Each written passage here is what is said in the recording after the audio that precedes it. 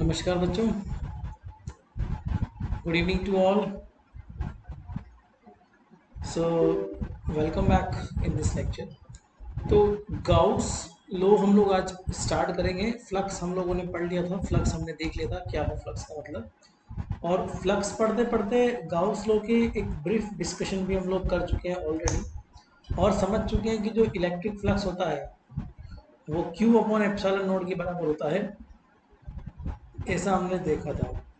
ठीक है, अब गाउस लो का जब आपने ब्रीफ पढ़ लिया तो इसी गाउस लॉ का अब एक्सप्लेन्ड वर्जन भी हम लोग आज देखने वाले हैं, और इससे इलेक्ट्रिक फील्ड कैसे निकालते हैं उन सब की चर्चा हम लोग करने वाले हैं। तो हेडिंग दे लीजिए Gauss law for electrostatic. Gauss law for electrostatic statement तो खैर आपको पता भी है, और दूसरा ये कि ऑलरेडी मैं जो है स्टेटमेंट के बारे में थोड़ा जिक्र कर चुका हूँ कल परसों की क्लास के अंदर। तो स्टेटमेंट तो खैर सिंपल सा है, और गाउसियन सरफेस क्या होती है उसके बारे में भी आज आपको पता लग जाएगा। तो हेडिंग दे लीजिए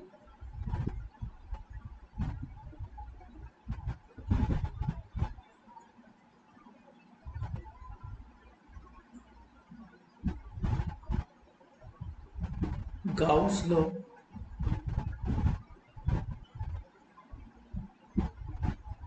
of electro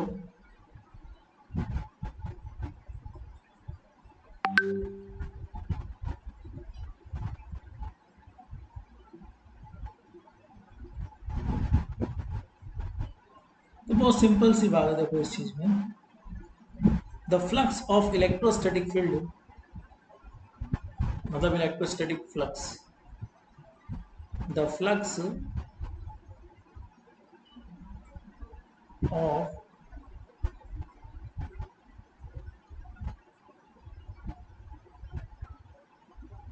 electrostatic field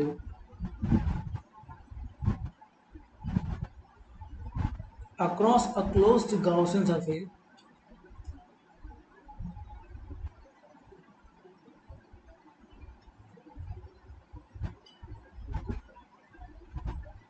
a closed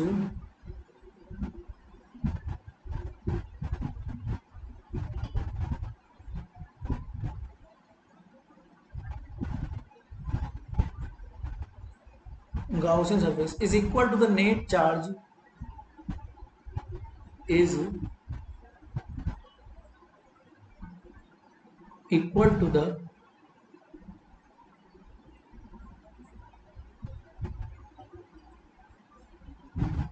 net charge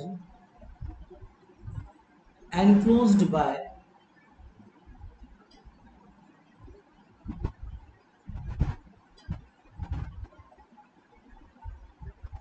the Gaussian surface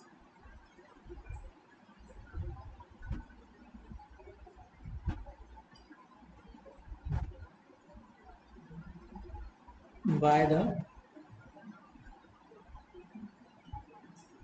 Gaussian surface divided by permittivity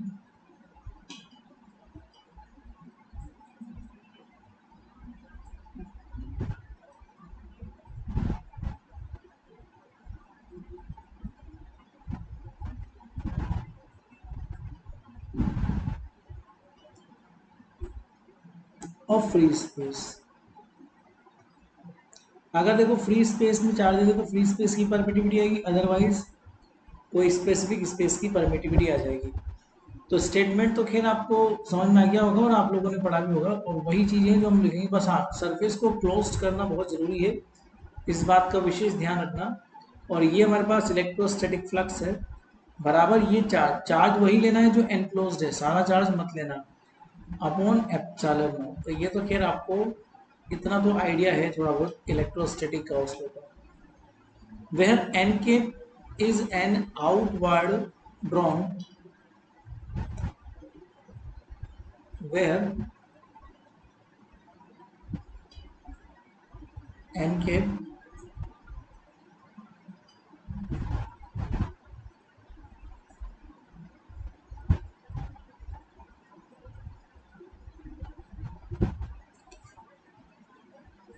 outward drawn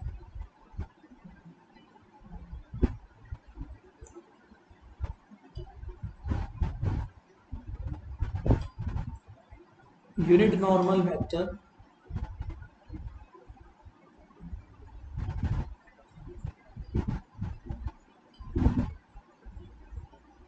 to the Gaussian surface.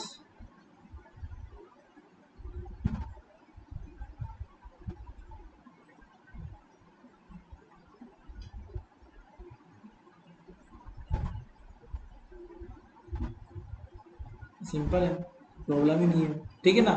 मतलब जो सरफेस है उसकी डायरेक्शन है एन के, क्योंकि सरफेस का डायरेक्शन सरफेस के परपेंडिकुलर होता है, और एन के वही परपेंडिकुलर या नॉर्मल कोई वेक्टर है। अब इसकी एप्लीकेशन पे आते हैं। देखो, गाउसियन सरफेस अगर बनती है तो ही हम गाउस लॉ यूज कर सकते हैं, और गाउसियन सरफेस मेनली 3 प्रकार की होती है, तो वही उसकी एप्लीकेशन का एक पार्ट होगा, applications of Gauss law.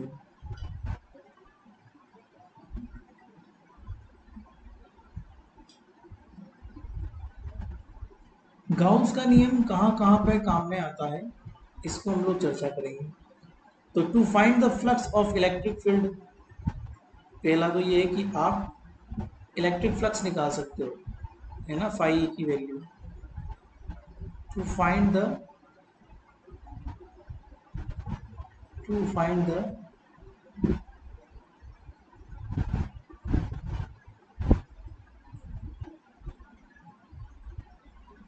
flux of electric field, B, to determine electric field due to given charge distribution. To determine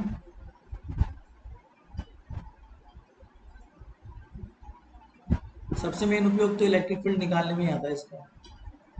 determine electric field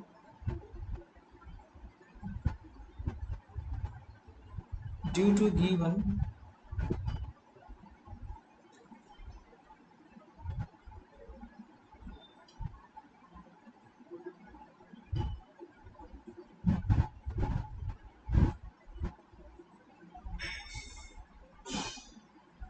distribution, और उसके बाद में तीसरा है to determine charge distribution. To determine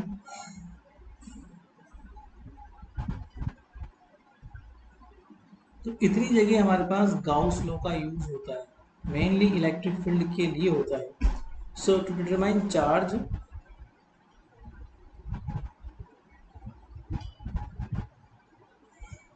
distribution.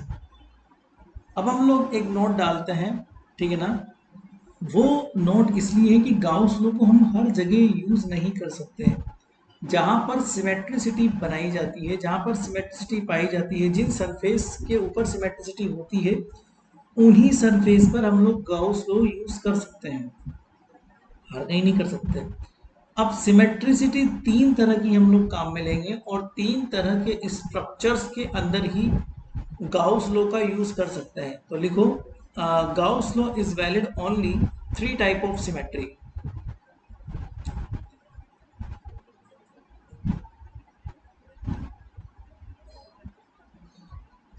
Gauss law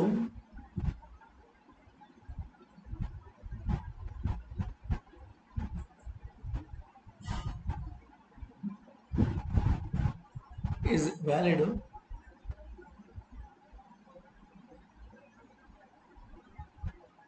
only for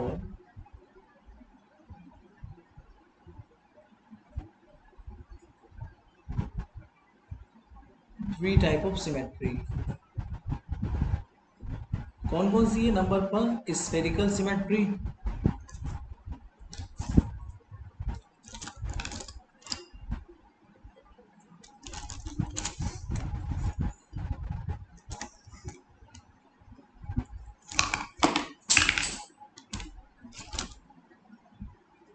लिखो number 1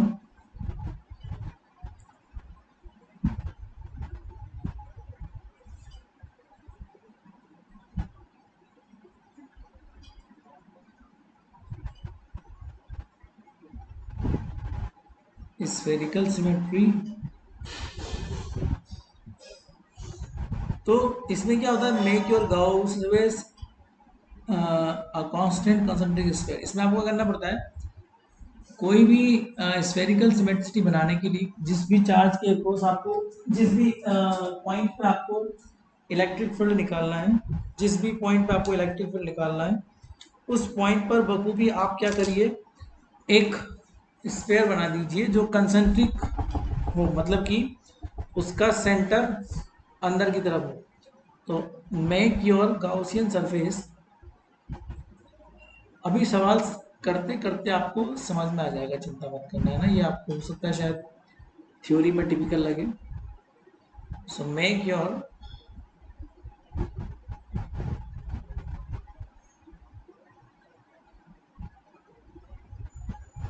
Gaussian surface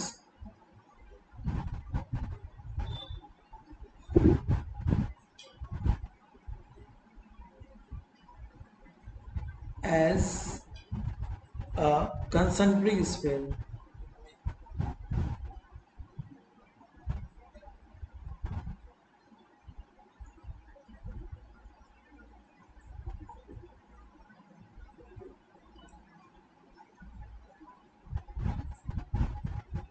दूसरा लिखो,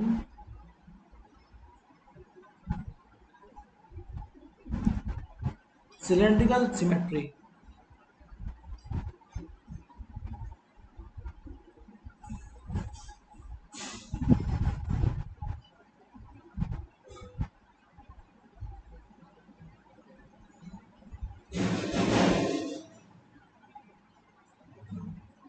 इसमें आपको सिलेंडर बनाना है। अगर कोई सिलेंड्रिकल सिस्टम है तो उसमें आपको सिलेंडर बनाना पड़ेगा। So make your Gaussian surface as a coaxial cylinder.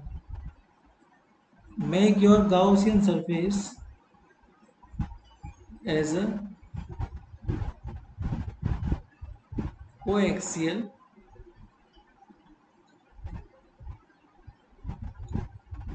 Cylinder, ठीक है ना। और लास्ट है प्लेन सिमेट्री, नंबर तीसरी है।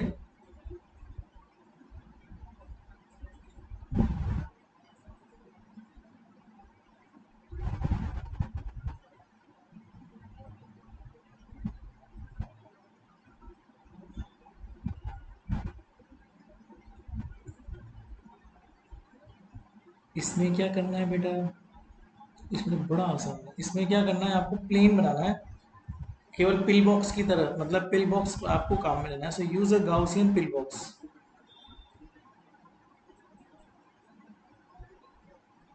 यूज अ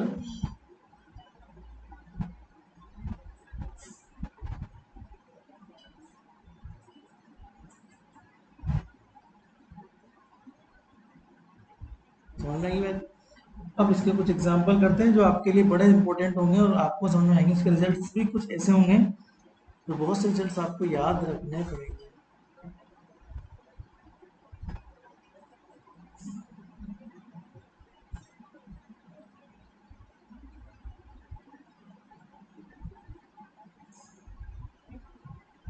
लिखो, find the electric field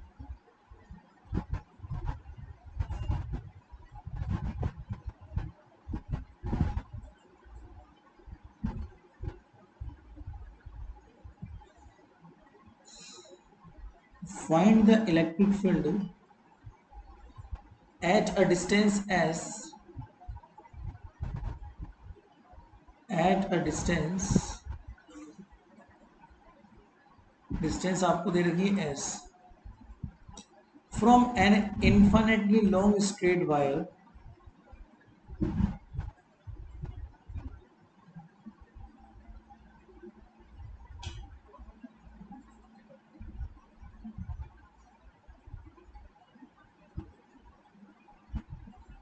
long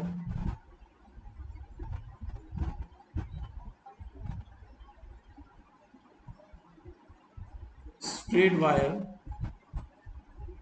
that carries a uniform line charge lambda,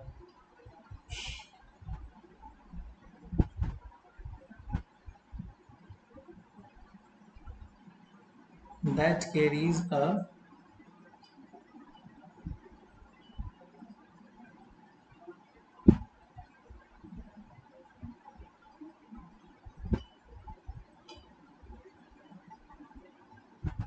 समझना बेटा, एक आपके पास में वायर है, वायर आप जानते हो बेसिकली एक सिलेंड्रिकल सिस्टम होता है, भले ही वो छोटा सा सिलेंडर का रेडियस क्यों ना हो, बट वो आखिर होता है सिलेंड्रिकल ही है। तो एक वायर आपको दे रखा है, इस पर बहुत सारे चार्जेस हैं, कॉन्टिन्यूस चार्ज डिस्ट्रीब्यूशन, और ये लेमडा उसकी क्या है, लाइन चार्ज डेंसिटी है।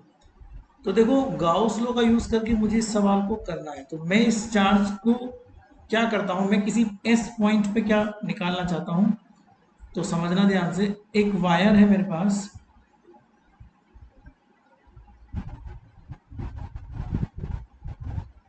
सॉल्यूशन देखना, एक वायर है मेरे पास जिसका लाइन चार्ज लेमडा है। अब मुझे क्या करना है कि इस वायर से एस डिस्टेंस पर कहीं पे क्या निकालना पड़ेगा मुझे, एस डिस्टेंस पर कहीं पे क्या निकालना पड़ेगा मुझे, इलेक्ट्रिक फील्ड निकालना। तो मैं इस चार्ज पर एक गाउसियन सरफेस क्यों ना ड्रॉ कर दूं, और गाउसियन सरफेस किस तरह से ड्रॉ करूंगा कि वो सिलेंड्रिकल हो। कारण क्या है कि वायर जो है ना वो खुद सिलेंडर है, तो वायर अगर खुद सिलेंडर है तो गाउसियन सरफेस जो है ना वो क्या होनी चाहिए, वो भी सिलेंड्रिकल ही होनी चाहिए। तो इस तरीके से एक वर्चुअल गाउसियन सरफेस में ड्रॉ कर दूंगा, और इस गाउसियन सरफेस के अंदर लाइन चार्ज लेमडा एनक्लोज्ड है। अब आपको ये समझना है गाउसियन सरफेस क्या है इसमें, ये है, this is the Gaussian surface,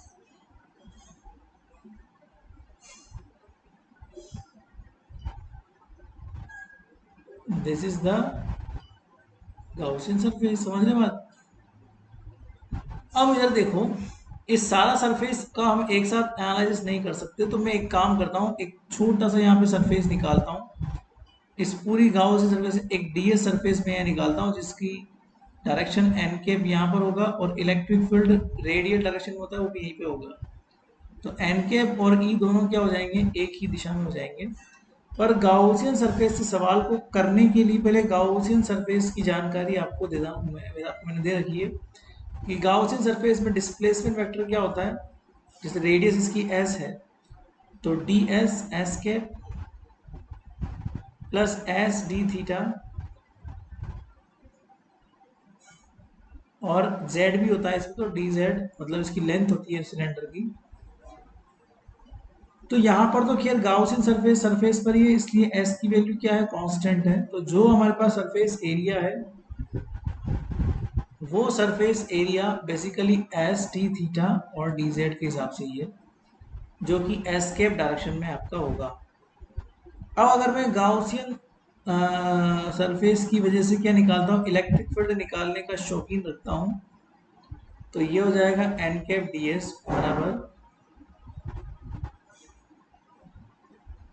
Q enclosed. अब यहाँ पर डी एस और मतलब एन कैप और ई सेम डायरेक्शन में है, तो कोई प्रॉब्लम वाली बात ही नहीं है।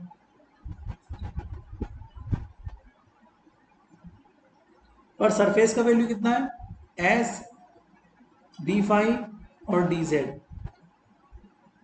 तो मैं एक काम करता हूँ, यहाँ पर डी फाइव जो है ना वो तो 0 से लेकर 2 पाई तक एंगल रहता है, डी जेड को मैं एल तक करता हूँ, मतलब उसकी लेंथ एल में मान लेता हूँ, सपोज उस वायर की लेंथ भी एल मान लेता हूँ। और ये तो खैर दोनों सेम डायरेक्शन में हो गया, तो कोई प्रॉब्लम ही नहीं है। तो इलेक्ट्रिक फील्ड तो आपका रहेगा जो रहेगा ही सही, और एस डी फाइव और डी जेड या डी थीटा, थीटा चल रहा है, थीटा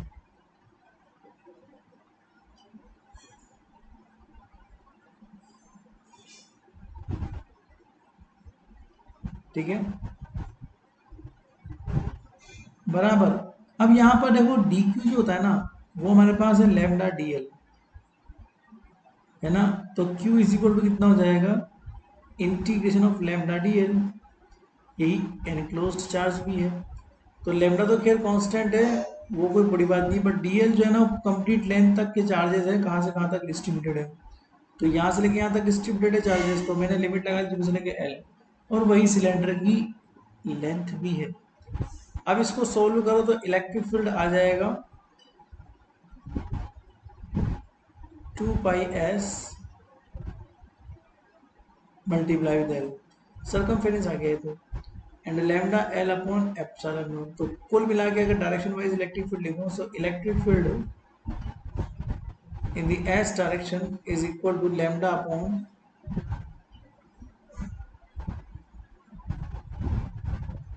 ये याद रखना। अब आप चाहो तो लैम्डा की वैल्यू पुट कर सकते हो, अदरवाइज कोई बात नहीं। इन टर्म्स ऑफ लैम्डा, लैम्डा बराबर क्या होता है, चार्ज अपॉन लेंथ। वो सब आप पुट कर सकते हो, वो आपकी इच्छा है। इस तरह से आपको सवाल करना है। ठीक है, ये लाइन चार्ज का सवाल हो गया। अब ऐसे ही मैं प्लेट का सवाल कराऊंगा सरफेस का। इसका वैल्यू याद रखना, किसी भी लाइन की वजह से एस डिस्टेंस पर कितना होता है electric field, lambda upon 2πε0s।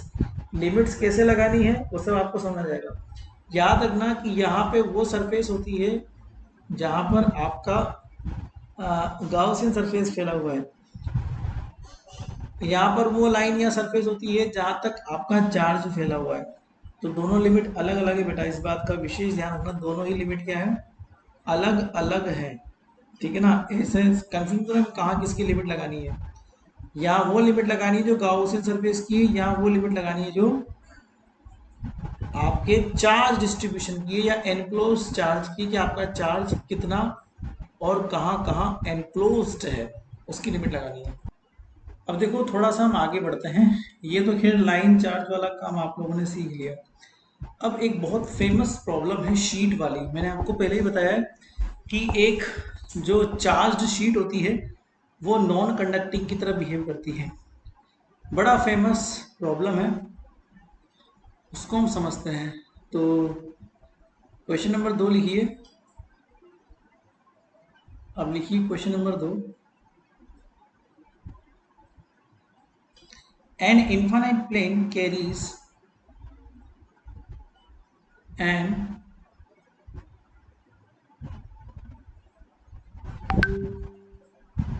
Infinite plate या plane carries a uniform surface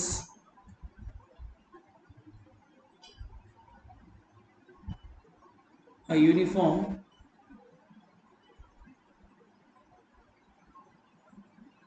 surface with surface charge density sigma with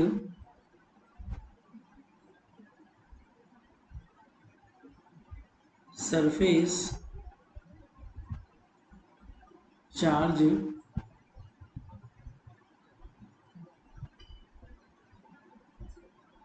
density sigma. अब हम लोग प्लेन की बात पे आ गए, लाइन की बात से छोड़ के हम लोग प्लेन पे आ गए। फाइंड द इलेक्ट्रिक फील्ड या find its electric field, find its electric field. ठीक है, तो वही सवाल है। मैंने आपको पहले भी बोला है कि जो एक चार्ज्ड शीट होती है ना बेटा, वो एक नॉन कंडक्टिंग शीट की तरह बिहेव करती है, और ये एक प्लेन सिमेट्री है। और मैंने आपको थोड़ी देर पहले बताया है कि जो प्लेन सिमेट्री होती है वहां पर गाउसियन सरफेस एक पिल बॉक्स की तरह हम लोग काट देते हैं। इस बात का ध्यान रखना। अगर स्फेरिकल सिमेट्री है तो स्फेरिकल गाउसियन सरफेस हम लोग काट देते हैं, सिलेंड्रिकल है तो सिलेंड्रिकल गाउसियन सरफेस हम लोग काट देते हैं। बट ये एक प्लेन सिमेट्री है। प्लेन सिमेट्री में हमको पिल बॉक्स एक वर्चुअल गाउसियन सरफेस हमको कंसिडर करना है। अब पिल बॉक्स क्या होता है, आपने पानी का खाली पाइप देखा होगा। पानी का खाली पाइप जो होता है ना, वही पिल बॉक्स कहलाता है। तो इस तरह का स्ट्रक्चर हम लोग निकालेंगे सिमेट्रिसिटी। ये एक थोड़ा सा आपको अजीब लग सकता है, बट हाँ ये आपको याद रखना है कि प्लेन सिमेट्री में हमेशा एक पिल बॉक्स निकलता है। पिल बॉक्स के अंदर से है कि इसका गाउसियन सरफेस कवर होता है। तो ये चार्जेस जो हैं इस पिल बॉक्स के अंदर हो जाएंगे। सारे चार्जेस भले ही ना हो, वैसे तो सारे चार्जेस आ जाएंगे आपके सामने, ठीक है ना, क्योंकि पूरी ये जो पिल बॉक्स है ये कंप्लीट सरफेस को कवर कर सकता है ना। बनाया छोटा सा पिल बॉक्स है मैंने, बट ये कवर पूरी सरफेस को करता है। अब इस पिल बॉक्स के 3 सरफेस एरिया हैं। पहला सरफेस ये वाला है जिसका डायरेक्शन इस तरफ होगा, दूसरा सरफेस ये वाला है जिसका डायरेक्शन इधर होगा, और एक ये कर्वेचर कर्व्ड सरफेस है। कर्व्ड सरफेस में ऊपर की कर्वेचर जो है उसका डायरेक्शन इधर की तरफ होगा, नीचे का जो कर्व्ड सरफेस का डायरेक्शन है वो इधर की तरफ होगा। समझने की बात। तो बेटा इलेक्ट्रिक फील्ड की जब बात करें तो हम ये जानते हैं कि चार्ज की वजह से इलेक्ट्रिक फील्ड सीधा निकलता है रेडियल डायरेक्शन में बच्चों। चार्ज की वजह से इलेक्ट्रिक फील्ड जो निकलता है वो निकलता है सीधा, मतलब कि रेडियल डायरेक्शन के अंदर। तो हम ये बात समझ सकते हैं बच्चों कि अगर रेडियल में है तो फिर ये चार्ज है, तो ये सीधा इलेक्ट्रिक फील्ड इधर निकालेगा, तो हमेशा इलेक्ट्रिक फील्ड इधर निकलेगा। तो ये तो एन केप हो गया सरफेस का डायरेक्शन, ये भी एन केप हो गया ऊपर की सरफेस का, ये भी एन केप नीचे की सरफेस का, और ये भी एन केप साइड वाली सरफेस का। बट जब इलेक्ट्रिक फील्ड की बात आएगी तो यहाँ पर इलेक्ट्रिक फील्ड जो है वो इधर रहेगा, सब रेडियल में रहेगा इलेक्ट्रिक फील्ड। यहाँ भी इलेक्ट्रिक फील्ड ऐसा ही रहेगा। यहाँ पर ऑब्वियस सी बात है नेगेटिव इलेक्ट्रिक फील्ड जाएगा, बिकॉज पीछे की तरफ है ये सरफेस। सो ये चार्ज अपना इलेक्ट्रिक फील्ड बाहर की तरफ पीछे निकालेगा, तो ये इलेक्ट्रिक फील्ड यहाँ रहेगा, और इधर भी इलेक्ट्रिक फील्ड जो है ना इधर रहेगा। आ गई बात समझ में। तो इस तरह से इलेक्ट्रिक फील्ड जो है वो रेडियल डायरेक्शन में निकलेगा। ये मैं यहाँ पे बोलता हूँ this is called pill box, जिसका हमने क्या काटा है बेटा, गाउसियन सरफेस यहाँ पर काटा है। अब यहाँ पर देखो इलेक्ट्रिक फील्ड और सरफेस में एंगल 0 डिग्री है। यहाँ पर इलेक्ट्रिक फील्ड सरफेस में एंगल 90 डिग्री है। यहाँ पर सरफेस में और इलेक्ट्रिक फील्ड में एंगल 90 डिग्री है, और यहाँ पर भी जो है 0 डिग्री है। हालांकि यहाँ पर भी वही फिनोमिना है, ये वाला और ये वाला, समझना ध्यान से ना। ऐसा नहीं कि यहाँ सरफेस नहीं, यहाँ भी सरफेस है, वो तो पूरा कर्व्ड सरफेस है, तो उसमें कोई बड़ी बात नहीं है। तो जब गाउस लॉ का हम यूज करते हैं, इलेक्ट्रिक फ्लक्स की जब बात करते हैं, कर्व्ड सरफेस की बात करते हैं, तो E dot D S N cap D S जो होता है, क्यू एनक्लोज्ड जो है उसकी बात करते हैं अपॉन एप्सिलॉन। तो बेटा मेरी बात समझना ध्यान से। हमने क्या करा, हमने एक सरफेस एरिया लिया, और ये पिल बॉक्स ऑब्वियस सी बात है इसके अंदर होके गुजर रहा होगा कहीं ना कहीं। अरे यार ये है सरफेस, तो इतने इतने एरिया का जो सरफेस है उसकी बात कर रहा हूँ मैं, इतने इतने एरिया के सरफेस की बात कर रहा हूँ, इतने इतने एरिया की जहाँ से पिल बॉक्स निकल रहा है। तो मैं ऐसा मानता हूँ इतने इतने जो एरिया है सरफेस का जहाँ से पिल बॉक्स होके निकल रहा है वो कैपिटल एस में मान लेता हूँ। तो क्यू एनक्लोज जो चार्ज हमारा हो रहा है कवर, वो हो जाएगा सिग्मा और डीएस। डीएस छोटा सा एक पार्ट लेता हूँ मैं यहाँ पे, फिर इसको इंटीग्रेट कर दूंगा तो पूरा एस निकल जाएगा, वो कोई बड़ी बात नहीं है। पर यहाँ फिलहाल 4 गाउसियन सरफेस हमारे पास अवेलेबल है, तो इस इंटीग्रेशन को, जहां पर हम लोग गाउसियन सरफेस की ही बातें करते हैं हमेशा, गाउस लॉ में लेफ्ट हैंड साइड पे जो सरफेस इंटीग्रल है वो गाउस सरफेस का सरफेस इंटीग्रल है। क्या बोला मैंने, गाउसियन डिस्ट्रीब्यूशन, गाउसियन लॉ में जो लेफ्ट साइड में ई डॉट डी एस जो सरफेस लिखा है वो सरफेस है जो गाउसियन सरफेस है। अब यहाँ पर 4 रूप में गाउसियन सरफेस हमारे पास में आ रही है। सबसे पहली गाउसियन सरफेस कौन सी है, सबसे पहली गाउसियन सरफेस वो है जिसमें थीटा 0 है, ये वाली। दूसरी गाउसियन और तीसरी गाउसियन में 90 डिग्री है, दूसरी और तीसरी में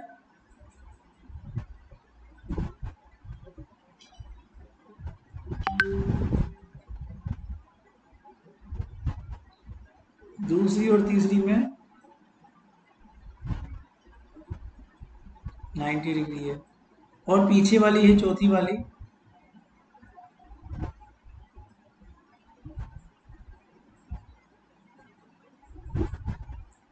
तो कुल मिला के हमारे पास क्या हो जाएगा, sigma D S upon epsilon. Sigma तो खैर कांस्टेंट है, इनके बीच में 0 डिग्री एंगल है, तो इलेक्ट्रिक फील्ड और डी एस सब बाहर जाएगा। इलेक्ट्रिक फील्ड और डी एस हमारे पास तो ट्वाइस हो जाएगा, क्योंकि ये तो 0 हो गया ई डॉट डी एस का मामला, क्योंकि कोस 90 का वैल्यू 0 होता है, ये भी 0 हो गया, तो 2 ही बचे तो ट्वाइस हो जाएगा। और ये हमारे पास डी एस बराबर सिग्मा बाहर आ जाएगा, यहाँ भी डी एस, और ये जो डी एस है गाउसियन सरफेस का ये वाला सरफेस एरिया, गाउसियन सरफेस का ये वाला सरफेस एरिया वही इंटीग्रेशन ऑफ ds है। और चार्ज कितना एनक्लोज कर रहा है गाउसियन सरफेस, कितना चार्ज एनक्लोज कर रहा है, तो यही सरफेस हमारे पास आएगी। तो अल्टीमेटली जो गाउसियन सरफेस का सरफेस एरिया है, मैं इसको मान लेता हूँ कितना है, s है। तो कुल मिला के 2e multiply with the s, और कितना चार्ज गाउसियन सरफेस ने एनक्लोज्ड किया, वो ये वाला सरफेस एरिया है। तो यहाँ पर चार्ज एनक्लोज्ड है इस वाले एरिया में, तो यहाँ पर जो इसका वैल्यू है वो कितना हो जाएगा, s, कितना चार्ज एनक्लोज्ड किया। तो ये चार्ज एनक्लोज्ड किया, और ये गाउसियन सरफेस यहाँ पर है, वही सेम सरफेस है, तो वो सेम ही कट जाएगा। और इलेक्ट्रिक फील्ड कितना आ जाएगा हमारे पास, सिग्मा अपॉन, ये वैल्यू लर्न करके रखना बेटा। और हाँ, इसका रही बात डायरेक्शन की, तो अगर मैं डायरेक्शन की बात करूँ तो इलेक्ट्रिक फील्ड अगर वेक्टर क्वांटिटी में है तो सिग्मा अपॉन 2 एप्सिलॉन नॉट, और ये एन कैप, मतलब नॉर्मल टू द सरफेस। मतलब अगर हमारे पास पॉजिटिव चार्ज की प्लेट है तो एन कैप इधर की तरफ होगा, एक बात का ध्यान रखना, और इधर की तरफ माइनस एन कैप हम लोग कंसिडर कर सकते हैं। तो एक बात का विशेष ध्यान, अब मैं आपको कंक्लूजन दिखाता हूँ इस पूरे डेरिवेशन का। वो कंक्लूजन ही सबसे इंपॉर्टेंट है, और वो कंक्लूजन ही आपको याद रखना है, ठीक है। अगर कोई पॉजिटिव प्लेट है, किधर गया कंक्लूजन, किधर किधर देखो, अगर कोई पॉजिटिव चार्ज प्लेट है तो उसके लेफ्ट हैंड साइड, राइट की बात, राइट में तो इलेक्ट्रिक फील्ड का वैल्यू कितना होगा, क्योंकि यहाँ पर एन कैप है। बट अगर लेफ्ट की बात करें तो वहां पर कितना हो जाएगा, इतना। इन द सेम वे दूसरे हिस्से में अगर कोई नेगेटिवली चार्ज प्लेट है, तो यहाँ तो खैर पॉजिटिव होता है, बट खुद वो नेगेटिव है तो हम क्या कर सकते हैं, खुद सिग्मा ही नेगेटिव है तो हम क्या कर सकते हैं। और यहाँ पर नेगेटिव होता है तो नेगेटिव नेगेटिव क्या हो जाएगा, पॉजिटिव। तो इसलिए यहाँ पर समझ में आ गई बात, ये बेसिक कॉन्सेप्ट है किसी भी नॉन कंडक्टिंग प्लेट के लिए। किसी भी नॉन कंडक्टिंग, तो एक जो चार्ज शीट होती है ना बेटा, एक चार्ज शीट हमेशा नॉन कंडक्टिंग की तरह बिहेव करती है, इस बात का विशेष रूप से आप लोग ध्यान रखें कृपया। कैपेसिटर का सिद्धांत इन्हीं चार्ज प्लेट्स के ऊपर बेस्ड होता है। अगर मैं तुमसे कैपेसिटर का सिद्धांत पूछूं तो कैपेसिटर में क्या होता है, दो प्लेटें होती है चार्ज, एक पॉजिटिव प्लेट एक negative plate.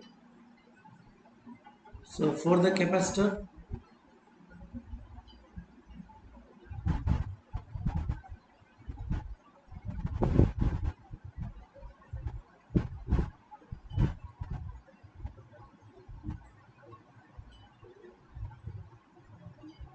For the capacitor, capacitor का सिद्धांत बहुत सिंपल है। एक चार्ज प्लेट, ये दूसरी चार्ज प्लेट जो कि डिस्टेंस पे रखी हुई है, तो एक से पॉजिटिव चार्ज प्लेट, एक नेगेटिव चार्ज प्लेट। तो बच्चों देखना है इधर, इस पॉजिटिव चार्ज प्लेट की से left hand right hand side पर कितना होगा, सिग्मा अपॉन 2 एप्सिलॉन नॉट। और इधर भी लेफ्ट साइड का हिस्सा है तो इधर पूरे हिस्से में सेम ही होगा, चाहे डिस्टेंस कुछ भी हो, डिस्टेंस से इंडिपेंडेंट है। चाहे डिस्टेंस यहाँ हो, चाहे डिस्टेंस यहाँ हो, डिस्टेंस से इंडिपेंडेंट है।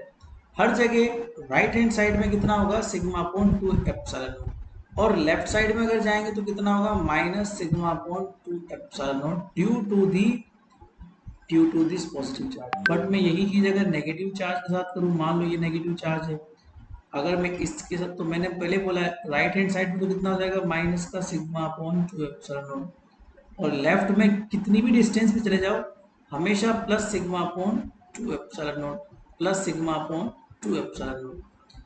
बट जब इसको हम एड ऑन करेंगे तो ये तो कैंसिल हो जाएगा, ये भी कैंसिल हो जाएगा। तो इनको जोड़ने के बाद अल्टीमेटली यहाँ इलेक्ट्रिक फील्ड जीरो है, और बीच वाले हिस्से में इलेक्ट्रिक फील्ड है सिग्मा अपॉन एप्सिलॉन नॉट, यहाँ भी जीरो। कैपेसिटर यही तो बात बोलता है।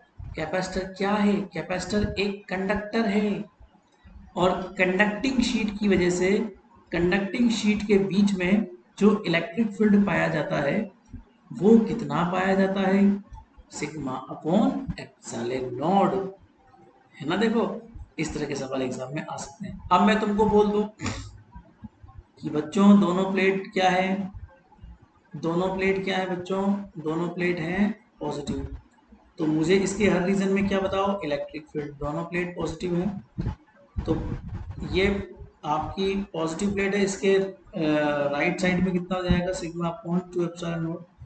मैं इस पहली प्लेट की बात कर रहा हूँ। यहाँ पर भी कितना होगा, सिग्मा अपॉन 2 एप्सिलॉन नॉट, और इसके लेफ्ट में कितना होगा, सिग्मा अपॉन माइनस में। अब मैं दूसरी प्लेट की बात करूँ इसकी, तो इसके राइट साइड की बात करूँगा तो यही राइट साइड है, बट अगर लेफ्ट की बात करूँगा तो माइनस में रहेगा हमेशा की तरह, माइनस में रहेगा हमेशा की तरह। तो बीच वाले हिस्से में तो जीरो हो गया, बट इस हिस्से में सिग्मा अपॉन एप्सिलॉन नॉट, और इस हिस्से में minus sigma upon epsilon not. ये रिजल्टेंट हमारे पास इलेक्ट्रिक फील्ड होगा हर हिस्से में। ऐसे ही मैं तुम्हें एक और एग्जांपल देता हूं बच्चों। एक और एग्जांपल है, अगर दोनों ही चार्ज प्लेट नेगेटिव कर दी जाए तो उस हिस्से में क्या होगा। तो नेगेटिव की वजह से इधर तो नेगेटिव होता है, इधर भी नेगेटिव होता है। मैं किसकी वजह से लिख रहा हूँ, इस वाले की वजह से, और इधर पॉजिटिव हो जाएगा। और अगर मैं इसकी वजह से लिखूँ तो इसके इधर तो नेगेटिव होगा राइट साइड में, बट लेफ्ट साइड में हमेशा पॉजिटिव होगा। तो ये तो खैर कैंसिल हो गया, तो ये तो जीरो हो जाएगा, बट ये हो जाएगा minus sigma upon epsilon naught, और यहाँ हो जाएगा सिग्मा अपॉन, दैट्स इट। तो ऐसे कोई भी सवाल आ जाए, किसी भी तरह की प्लेट आ जाए, तुम लोग को डरना नहीं है, घबराना नहीं है, तुम लोग को तो खैर सब आता है। तो मैं आपसे उम्मीद करता हूँ कि तुम इस चीज को समझोगे। अब ऐसे ही मैं अब वॉल्यूम चार्ट डिस्ट्रीब्यूशन की तरफ जाऊंगा। मैं चाहूंगा कि अब हमने लाइन का काम कर लिया, अब हमने सरफेस का काम कर लिया, अब हम लोग जाते हैं 12th क्लास के उस एग्जाम्पल की ओर जहाँ पर वॉल्यूम चार्ज डिस्ट्रीब्यूशन है, और जहाँ पर वॉल्यूम चार्जेस की वजह से हम लोग क्या करते हैं, इलेक्ट्रिक फील्ड निकालते हैं उसके अलग अलग रीजन में। चलो, तो find the electric field.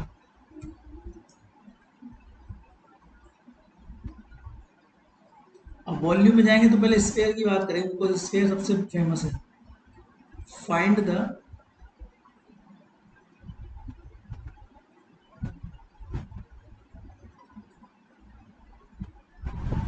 electric field due to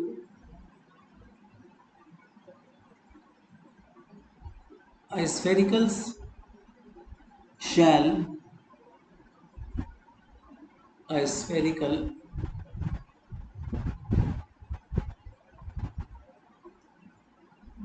shell in the region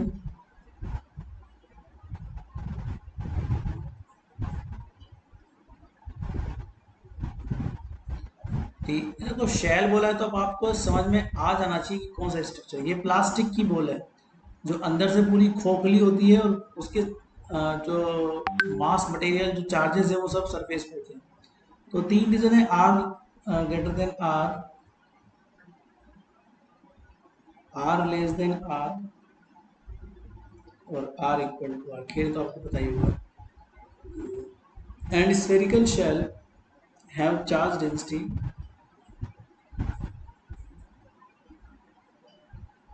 and have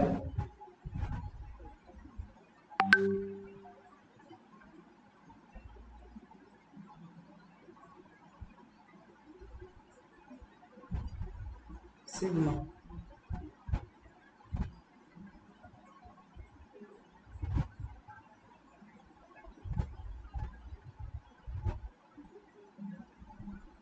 solution देखो, हमारे पास एक स्फेरिकल शेल है। स्फेरिकल शेल मैं आपको समझ रहा हूँ, मतलब कि केवल सरफेस पर चार्जेस हैं,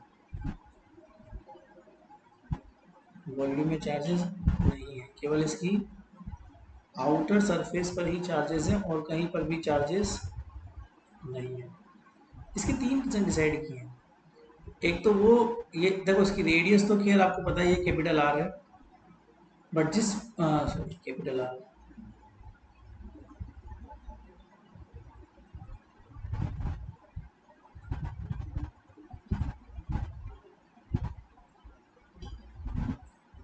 बट जिस डिस्टेंस पे आपको इलेक्ट्रिक फील्ड निकालना है वो आर है जो कि बड़ी है कैपिटल आर से। तो हम ये बात मान सकते हैं कि जिस पॉइंट पे इलेक्ट्रिक फील्ड निकालना है वहां पर हम एक गाउसियन सरफेस ड्रॉ करते हैं, और गाउसियन सरफेस स्फेरिकल सिमेट्रिसिटी को फॉलो करेगी बिकॉज हमारे पास जो स्ट्रक्चर है वो क्या है, एक स्फेरिकल स्ट्रक्चर है। तो ये भी क्या करेगी, एक स्फेरिकल सिमेट्रिसिटी को फॉलो करेगी। अब ये गाउसियन सरफेस बन गई, इसमें सिग्मा चार्ज भरा हुआ है। तो कितना आसान है देखो, इस पॉइंट पे आपको इलेक्ट्रिक फील्ड निकालना है। ये डी सरफेस है तो रेडियल डायरेक्शन में इलेक्ट्रिक फील्ड होता है, और सरफेस का जो डायरेक्शन है वो भी सरफेस के परपेंडिकुलरली नॉर्मल होता है, तो इधर ही इधर होता है। तो इनमें एंगल कितना बनेगा बेटा, इनमें एंगल बनेगा 0 डिग्री का। अब सरफेस पर चार्जेस है तो सरफेस चार्ज डेंसिटी कितना हो जाएगा, total charge upon total surface area. अब टोटल चार्ज तो खैर आपने माना क्यू है, सरफेस एरिया हो जाएगा 4 pi are square as you have given in that surface. ठीक है, तो अब हमारे पास, हम जानते हैं स्फेरिकल सिस्टम समझने के लिए हम लोग को ये देखना पड़ेगा इसका डिस्प्लेसमेंट वेक्टर, जो कि हो जाएगा d r r cap plus r D theta theta के plus r sine theta D phi के। अब हम लोग सरफेस पे ही चार्जेस को मान रहे हैं, तो इसका मतलब जो आर डिस्टेंस है वो तो फिक्स रहेगी सरफेस की एरिया निकालने के लिए। तो अगर मुझे सरफेस एरिया निकालना है एट द सरफेस, तो वो बाकी दो को मल्टीप्लाई करना पड़ेगा, जैसा कि मैंने आपको पहले भी सिखाया था कि ऐसा हम लोग करते हैं। सो आर डी थीटा और R sine theta D phi. और खैर आपने आर को तो कैपिटल आर पर फिक्स कर रखा है बिकॉज हमें सरफेस पे काम करना है सारा।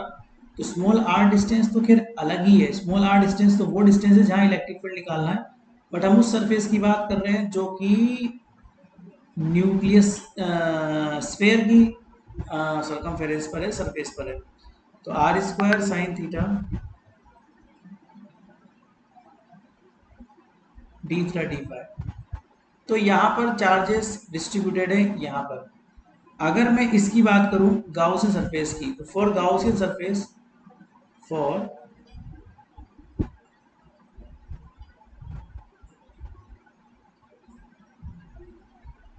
गाउसियन में तो खैर गाउसियन सरफेस तो स्मॉल आर डिस्टेंस पे बनी हुई है, तो उसके लिए सरफेस एरिया कितना हो जाएगा, R square sine theta D phi.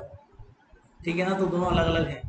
तो अगर मैं बात करूं अलग अलग रीजन की, जैसे रीजन नंबर 1 की बात करता हूं मैं, जिसमें आर ग्रेटर देन आर की बात चल रही है, उस स्थिति में अगर मैं इलेक्ट्रिक फील्ड और मान लेता हूँ कोई सरफेस एरिया है उसमें निकालना चाहता हूँ, तो कितना चार्ज एनक्लोज्ड है वो हमको चेक करना पड़ेगा अपन एप्सिलॉन। तो चार्ज तो पूरा ही एनक्लोज्ड है, कोई प्रॉब्लम वाली बात ही नहीं है। तो बाकी हमारा सरफेस एरिया जो है वो इलेक्ट्रिक फील्ड का आर केप डायरेक्शन में है, डॉट डीएस क्या है, डीएस भी आर केप में ही है हमारे पास। और ये गाउसियन सरफेस का सरफेस एरिया है, इसलिए R square sine theta D phi हम लोग यहाँ पे गाउसियन सरफेस का लेते हैं। और ये सिग्मा डी ए, ये डी ए वो है सरफेस एरिया। अच्छा मैं इसको डी ए बोलता हूँ, एक्चुअली मैं डी ए इसलिए बोल रहा हूँ इसको ताकि डिस्टिंग्विश हो जाए। तो ये डी ए वो है जो स्फेयर की सरफेस पर है, ठीक है ना। तो वो तो R square sine theta D phi होगा ही जो है। अब रुको रुको इसलिए बिकॉज ये तो खैर वन हो गया, और ई आर जो है वो आर, ठीक है जो भी है वो तो आर को बाहर निकाल लो आप, ई आर को तो वो तो इलेक्ट्रिक फील्ड है कांस्टेंट। बट यहाँ पर दो चीज़ें वेरी कर रही है, थीटा और फाइव। तो थीटा पूरा वेरी करेगा जीरो से लेकर पाए, और फाइव वेरी करेगा जीरो से लेकर टू पाए, तो कोई प्रॉब्लम ही नहीं है। और आर स्क्वायर तो खैर बाहर आ जाएगा बिकॉज आर स्क्वायर को इतना खास रोल नहीं है। साइन थीटा डी फाइव, इसको सोल्व कर लेना तो आ जाएगा बराबर सिग्मा बाहर आ जाएगा, और सरफेस एरिया हो जाएगा आर स्क्वायर, वही जीरो से लेके पाए, जीरो से लेके टू पाए साइन थीटा डी, ये बहुत बड़ा फेमस इंटीग्रेशन है। इसकी वैल्यू 4 पाई होती है, बट आपको सिंपल सिंपल ये कट रहा है तो फिर काट दो, जरूरी नहीं है ना 4 पाई निकालना भी आपके लिए, तो दिख ही रहा है कट रहा है तो कट जाना। अब मैं ये बात बोलना चाह रहा हूँ कि ई आर का वैल्यू कितना हो जाएगा हमारे लिए। तो ये अब, अरे ये तो लिखना भूल गया मैं, चार्ज अपॉन एप्सिलॉन नोट ही तो होता है, चार्ज अपॉन एप्सिलॉन नोट। तो यहाँ पर हमारे पास जो बचा हुआ है सिग्मा आर स्क्वायर, ये तो है ही सही। इसके अलावा एप्सिलॉन नोट आर स्क्वायर भी है। अब मैं सिग्मा का वैल्यू जहाँ पुट करना चाहूंगा यहाँ से पुट करूंगा। So q upon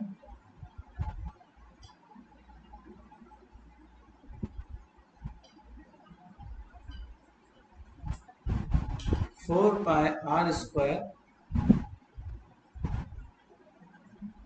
R square r से आर कट जाएगा, तो कितना बचा क्यू अपॉन 4 पाई। देखो अगर सिग्मा की टर्म्स में निकालना है तो ये आंसर आ गया इन टर्म्स ऑफ सिग्मा। अगर आपको चार्ज की टर्म्स में निकालना है तो वो भी मैंने निकाल के दिखा दिया। सिंपल है, Q upon 4 pi epsilon naught R square, या फिर के क्यू अपॉन आर स्क्वायर। तो ये दो तरीके से या दो फॉर्म में मैंने आपको निकाल के दिखा दिया, और ये पहला केस मैंने आपके सामने लिया है। ये मैंने पहला केस आपके सामने लिया है, ठीक है ना। तो ये तो बहुत इजी सा केस था, एप्सिलॉन नॉट बीच में लगाना भूल गया था मैं, बट हाँ ये आराम से केस बन रहा है ना, इसमें कोई बड़ी बात है नहीं। अब मैं ऐसा ही केस लेता हूं एट द सरफेस। अगर मैं यही केस कहाँ लेता हूं, सरफेस पे लेता हूं, तो बस केवल आर की जगह आर पुट करना पड़ेगा in terms of sigma, then in terms of q. So यही वाला जो ब्रैकेट वाला फॉर्मूला है मैं काम में लूंगा। सो नंबर दूसरा केस लेता हूं मैं, r greater than r is equal to r। so electric field at the r distance, यहाँ पर यही वाला फॉर्मूला काम में लेंगे, sigma R square upon epsilon R square.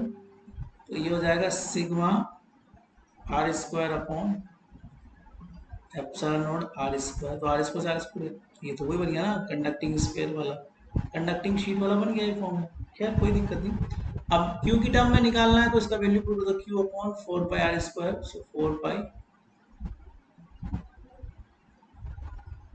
R square, तो वही बात हो जाएगी के क्यू अपॉन आर स्क्वायर। अब तीसरा केस लेते हैं हम लोग। तीसरा केस है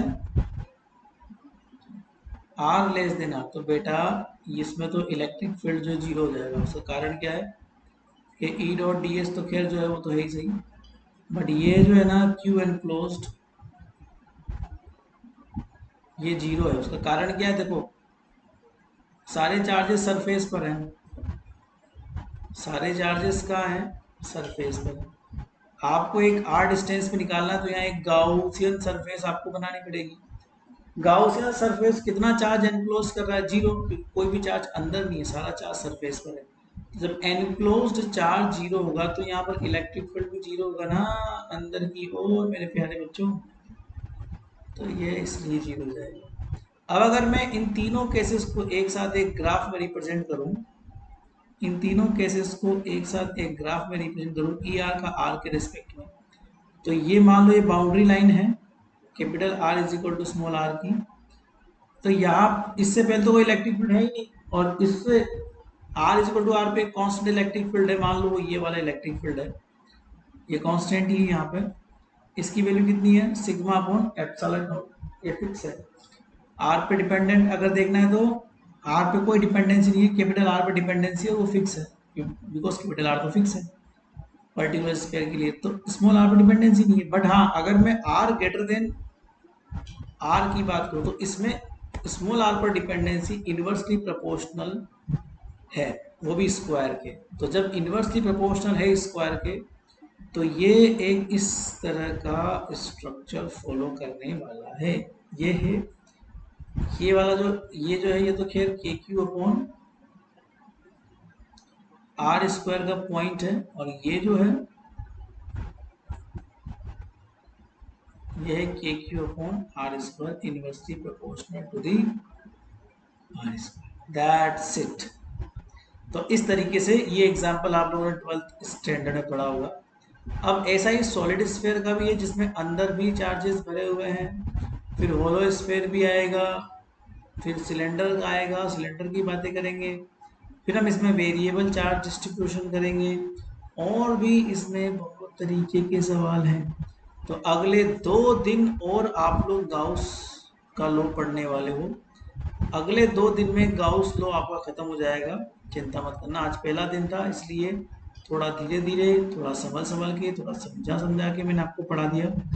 कल थोड़ा और अच्छे से पढ़ेंगे। कल हम लोग और इसको थोड़ा ज़्यादा एक्सप्लेन कर पाएंगे, इसलिए 2 दिन की बात और है। 2 दिन में आपका गाउस लॉ मैं खत्म कर दूंगा। एक दिन आपका हो गया, 3 दिन का होता है वैसे तो, एक दिन हो गया, बाकी 2 दिन और बचा हुआ है। तो थैंक यू सो मच। इसको पढ़ना, देखना, समझना, 12th क्लास के नोट्स उठाना और 12th क्लास के नोट्स को एक बार रिवाइज करना। Bye bye.